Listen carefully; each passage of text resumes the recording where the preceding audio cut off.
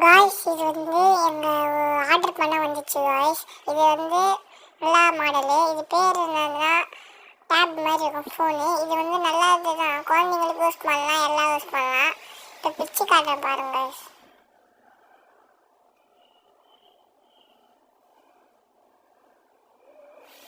இது வந்து பட்டன் கொடுத்துக்கிறாங்க. இது வந்து ஏதலாம். இது என்ன சின்ன குழந்தைங்களுக்கு ஈஸியாக ஆகும் காய்ஸ். இது வந்து நானும் 500 தான். இது வாங்கிக்கோங்க, கொடுங்க காய்ஸ்.